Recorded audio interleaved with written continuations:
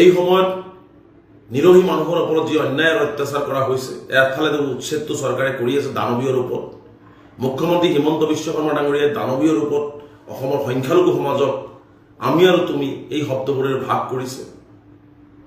আজি অসম বিশেষকৈ ধৰ্মীয় সংখ্যালঘুসকলৰ কেইবাখনো মছজিদ শ্বহীদ কৰি দিয়া হ'ল, কেইবাটাও ঈদগাহ শ্বহীদ কৰি দিয়া হ'ল, হাজাৰ হাজাৰ ল'ৰা ছোৱালীৰ মুখৰ ভাত কাঢ়ি ল'লে, হাজাৰ হাজাৰ মানুহক গৃহহীন কৰিছে। তেনে এটা অৰাজক বিভীষিকাময় অমানৱীয় পৰিস্থিতিৰ সৃষ্টি কৰি হিমন্ত বিশ্ব শৰ্মাইতো সংখ্যালঘুৰ ওপৰত অত্যাচাৰ কৰি আছে।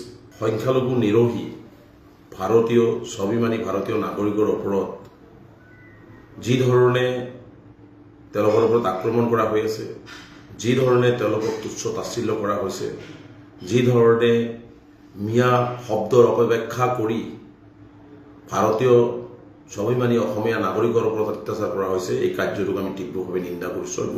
আমি স্পষ্টভাৱে সেইসকলক জনাব বিচাৰিছোঁ, অসমত জন্মগ্ৰহণ কৰা 1971 চনৰ 25 মাৰ্চৰ আগৰ প্ৰতিজন ভাৰতীয় নাগৰিকৰ অসমৰ ইমূৰৰ পৰা সিমূৰলৈকে ঘূৰাৰ অধিকাৰ ভাৰতীয় সংবিধানে আমাক দিছে। ইয়াত কোনেও বাধা দিব নোৱাৰে। আমি সকলো ঠাইতে ঘূৰিব পাৰোঁ, সকলো ঠাইতে চলিব পাৰোঁ। ইয়াত কোনেও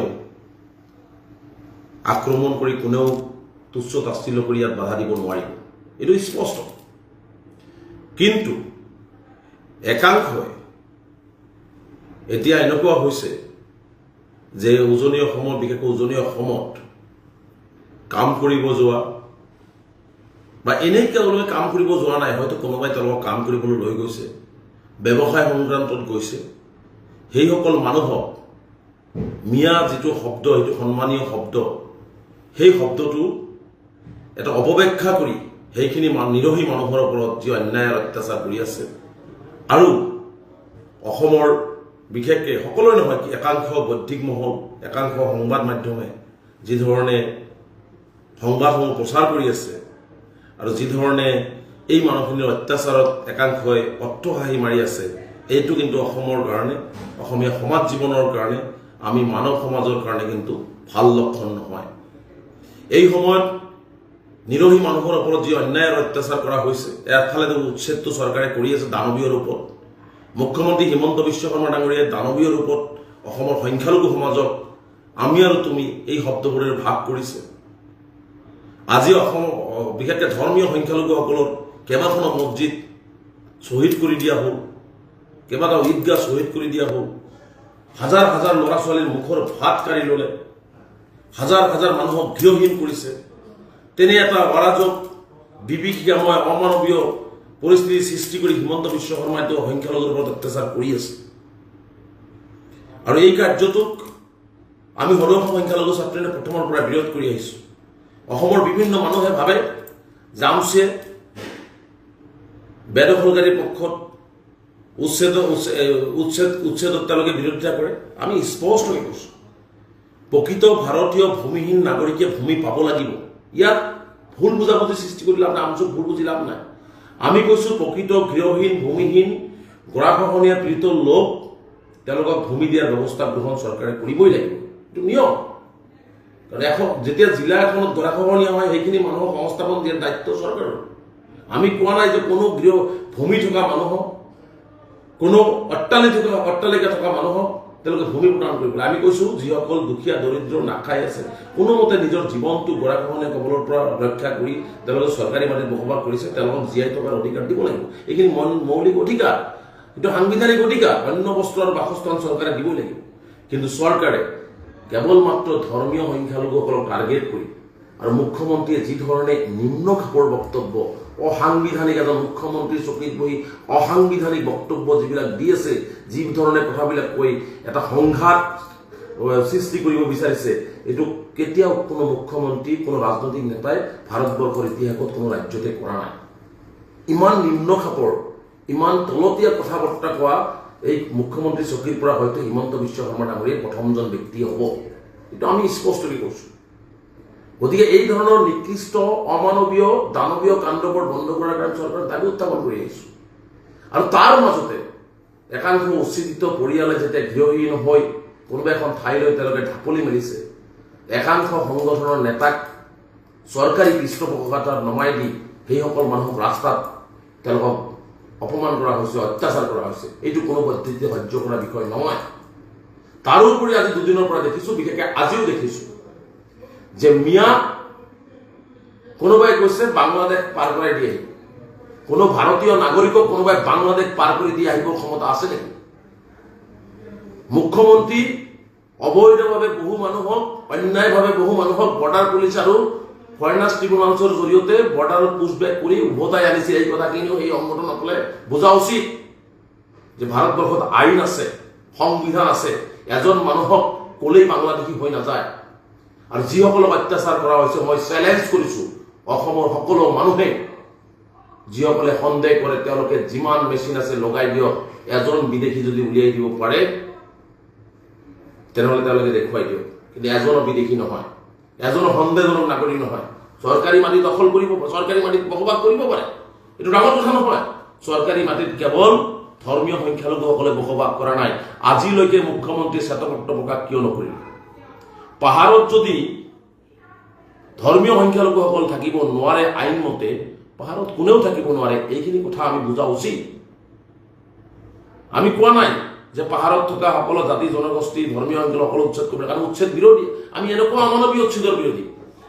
মানুহে জীৱন নিৰ্বাহৰ কাৰণেহে ল'ৰা ছোৱালী সতি সন্ততি লৈ এনেকুৱা চৰকাৰী ভূমিত বসবাস কৰিছে বা ফৰেষ্টত বসবাস কৰিছে। কিন্তু তেওঁলোকে এই ধৰণৰ অমানৱীয় অত্যাচাৰ কৰি অসমখনক এটা পেলেষ্টাইন সদৃশ, গাজা সদৃশ সংখ্যালঘুসকলক এটা যাযাবৰী জীৱন যাপন কৰাৰ কাৰণে তেওঁলোকে চেষ্টা অব্যাহত ৰাখিছে। এটা কথা স্পষ্ট, চৰকাৰে এই ধৰণৰ অমানৱীয় অত্যাচাৰবিলাক বন্ধ কৰক। আৰু দুদিনৰ পৰা যিটো আজিলৈকে দেখিছোঁ যে মিয়া খেদিম, মিয়াক বাংলাদেশ পাৰ কৰাই দি আহিম, আজিৰ পৰা কাইলৈ ঘৰ এৰিব লাগিব, তেওঁলোকক আক্ৰমণ কৰাইছে, ভাবুকি দিয়া হৈছে। এই কথাটো মই ভাবোঁ যে আটাইতকৈ চূড়ান্ত অন্যায় আৰু অত্যাচাৰৰ চৰম সীমা পাৰ কৰি দিছে। অসমত ডিজিপি আছেনে নাই? অসমত গৃহ বিভাগ আছেনে নাই? মুখ্যমন্ত্ৰীয়ে কোনোবাই ফেচবুকত টুইট এটা কৰিলে মুখ্যমন্ত্ৰী পিছদিনাখনে গ্ৰেপ্তাৰ কৰি জেল হাজতত পঠাই মুখ্যমন্ত্ৰীয়ে বাহ লয় ফেচবুকৰ জৰিয়তে, টুইটাৰৰ জৰিয়তে। আজি যে ভাৰতীয় নাগৰিকসকলক এনেকুৱা ভয় ভাবুকি আৰু অত্যাচাৰ, শাৰীৰিকভাৱে অত্যাচাৰ কৰা হৈ আছে, তাৰ পিছতো মুখ্যমন্ত্ৰী নীৰৱ কিয়? ডিজিপি মহোদয়, অসম আৰক্ষী আপোনাৰ আছেনে নাই? সেই জিলাবিলাকৰ জিলা আৰক্ষী অধীক্ষকসকল আছেনে নাই? এই কথাটো অসমবাসী ৰাইজে জানিব বিচাৰিছে যে পুলিচ প্ৰশাসন থকাৰ পিছত, আইনী ব্যৱস্থা থকাৰ পিছত কোনো মানুহ ক'তবা থাকি বসবাস কৰিছে, কোনোবা মানুহ চাকৰি কৰিছে, কোনোবা মানুহ বিজনেছ কৰিছে, কোনোবা মানুহ কাৰোবাৰ ঘৰত কাম কৰিব গৈছে, সেই মানুহখিনিৰ ওপৰত যে অন্যায় কৰা হৈছে, অত্যাচাৰ কৰা হৈছে, সেই জিলাখনৰ জিলা আয়ুক্তগৰাকী আছেনে নাই? এই কথাটো অসমৰ ৰাইজে মুখ্যমন্ত্ৰীৰ পৰা জানিব বিচাৰিছে নে? মুখ্যমন্ত্ৰী ডাঙৰীয়া, আপুনি অসমত এটা অস্থিৰ আৰু সংঘাতপূৰ্ণ পৰিৱেশ সৃষ্টি কৰিবৰ কাৰণে একাংশ ভেৰণীয়া বাহিনীক আপুনি নমাই দিছে। এইটো কথাও অসমৰ ৰাইজে জানিব বিচাৰিছে। সৰু সৰু কথাত অসম আৰক্ষী এক্টিভ, কিন্তু মানুহৰ ওপৰত শাৰীৰিক আক্ৰমণ, ভাৰতীয় নাগৰিকৰ ওপৰত, কোনো বিদেশীৰ ওপৰত এনেকুৱা আক্ৰমণ কৰিব নোৱাৰিব। আইনী ব্যৱস্থা ল'ব লাগিব। যদি কোনো বিদেশী নাগৰিক ইয়াত আহে, আমেৰিকা হওক, ৰাছিয়া হওক, বাংলাদেশ হওক, নেপাল হওক, তেওঁলোকে যদি ইয়াত কোনোবা ভুল কৰে, সেই ভুলবিলাকক আইনৰ জৰিয়তে তেওঁলোকক শাস্তি প্ৰদান কৰিব লাগিব। কিন্তু আক্ৰমণ, শাৰীৰিকভাৱে আক্ৰমণ আৰু মানসিকভাৱে আক্ৰমণ কৰিব নোৱাৰিব। আৰু এইসকলতো ভাৰতীয় নাগৰিক। এইসকল ভাৰতীয় নাগৰিকৰ ওপৰত এই ধৰণৰ চৰম অন্যায়, অত্যাচাৰ আৰু অসমত এটা অস্থিৰ পৰিৱেশ আৰু বাতাবৰণ সৃষ্টি কৰাৰ যি প্ৰয়াস কৰা হৈছে, তাৰ পিছতো মুখ্যমন্ত্ৰী নীৰৱ, গৃহ বিভাগ নীৰৱ। তাৰ মানে এইটো কথা আমি স্পষ্টভাৱে বুজিব বিচাৰিছোঁ যে গৃহ বিভাগ আৰু মুখ্যমন্ত্ৰী নিজে মিলি আচলতে এই মানুহখিনিৰ ওপৰত এই ধৰণৰ অত্যাচাৰ চলাই আছে। গতিকে মুখ্যমন্ত্ৰীৰ পৰা আমি স্পষ্টীকৰণ বিচাৰিছোঁ। জীৱন আৰু সম্পত্তিৰ নিৰাপত্তা দিয়াৰ দায়িত্ব মুখ্যমন্ত্ৰীৰ। অসমৰ আৰক্ষী সঞ্চালক প্ৰধানগৰাকীৰ মানুহৰ জীৱন আৰু সম্পত্তিৰ নিৰাপত্তাৰ দায়িত্ব। শিৱসাগৰ জিলা আয়ুক্ত আৰু আৰক্ষী অধীক্ষকগৰাকীৰ মানুহৰ জীৱন আৰু সম্পত্তিৰ নিৰাপত্তা দিয়াৰ দায়িত্ব। যদি কোনো অপৰাধীয়ে অপৰাধ কৰিছে শিৱসাগৰত, তাক আইনগতভাৱে তাত শাস্তি হ'ব, তাত আমাৰো সমৰ্থন থাকিব।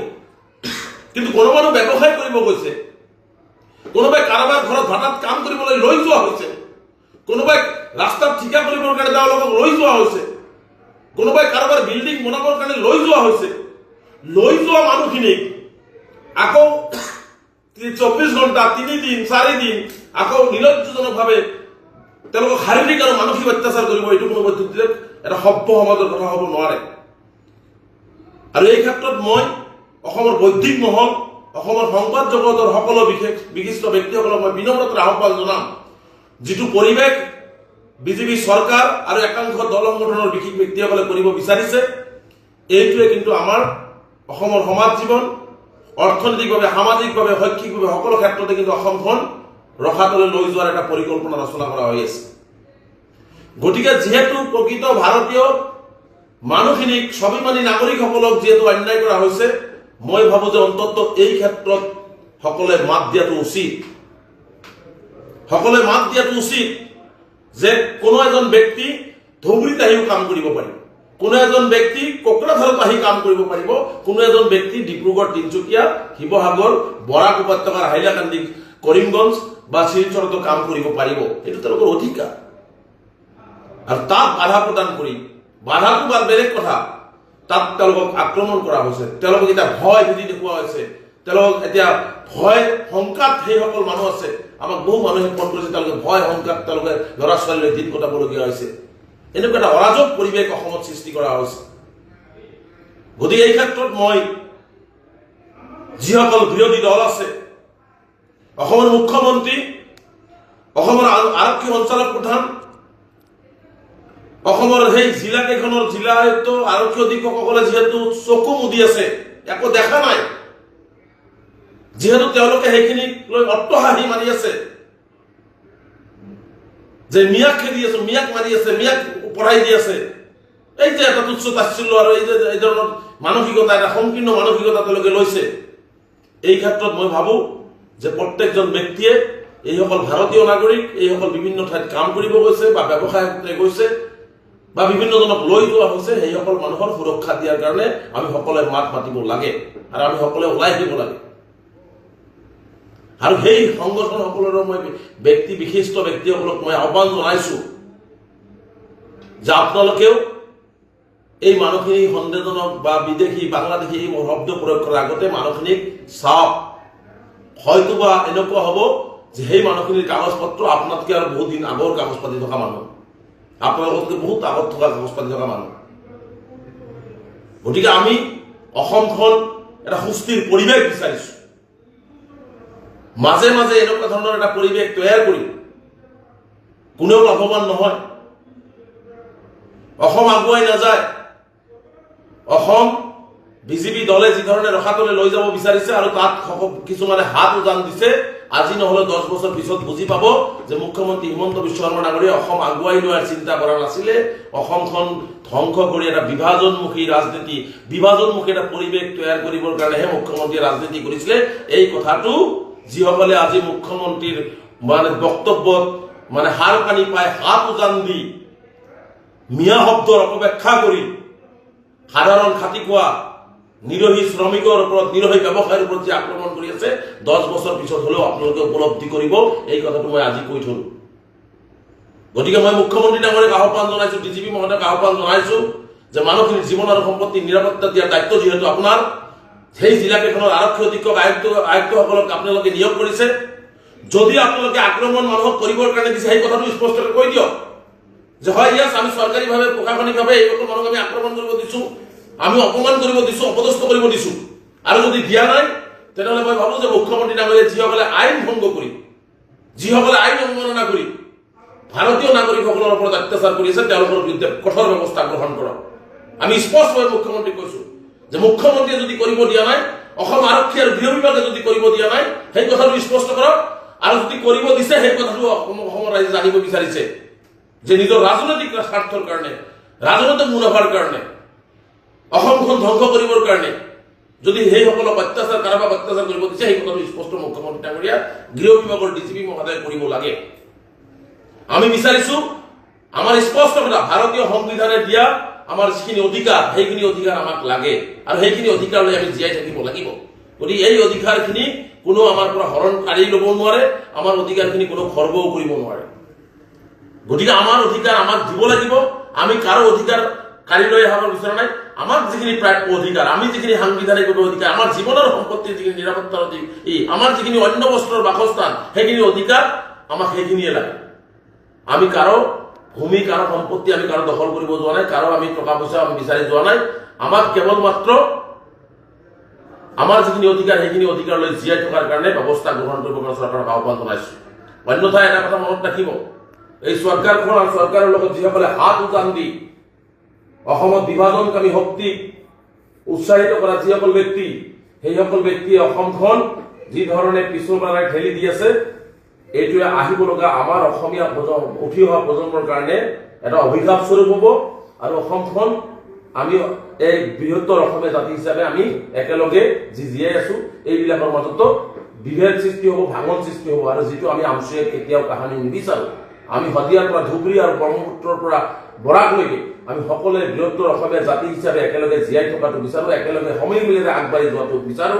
আৰু আমি এইটো কাম কৰো আৰু আমি এইটোও কওঁ যে নিৰহী জনসাধাৰণৰ ওপৰত যদি আক্ৰমণ কৰে নিৰহী জনসাধাৰণৰ সন্দেহজনক বাংলাদেশী ভাৰতীয় নাগৰিকক ক'ব তাত 100 বাৰ 1000 বাৰ আমচুৱে মাত দিব তাত যদি আপোনালোকে কয় যে আমচুৱে কাৰোবাৰ পক্ষ লৈছে তাত আমাৰ ক'বলগীয়া আপত্তি কৰিবলগীয়া আমাৰ একো নাই আপোনালোকে কৈ থাকক আমি অন্যায়ৰ বিপক্ষে আছো আমি কোনো মুছলমান বুলি কথা নহয় য'ত ভাৰতীয় নাগৰিকৰ ওপৰত অসমীয়াৰ স্বাভিমানী ভাৰতীয় নাগৰিকৰ ওপৰত অন্যায় হৈছে য'ত চৰকাৰে অন্যায় কৰি আছে একাংশ চৰকাৰৰ পৃষ্ঠপোষকতাত মানুহক অত্যাচাৰ কৰি আছে তাতেই ধৰ্ম জাতি গোষ্ঠীৰ কথা নাই তাতে আমচুৱে মাত মাতিছে আৰু মাত মাতি যাব আৰু মই পুনৰবাৰ অসমৰ বিশেষকৈ সংবাদ মাধ্যমৰ বিশিষ্ট ব্যক্তিসকলক সংবাদ মাধ্যমৰ সম্পাদকসকলক অসমৰ বুদ্ধিজীৱী মহলক মই বিনম্ৰতাৰে আহ্বান জনাওঁ যে এই জনগোষ্ঠীটোৰ ওপৰত যি ধৰণে এই ধৰ্মীয় সংখ্যালঘুসকলৰ ওপৰত যি ধৰণে নিৰ্মম অত্যাচাৰ যি ধৰণে এই জনগোষ্ঠীটোক যি ধৰণে এটা নিক্ষেপ কৰাৰ পৰিকল্পনা কৰি আছে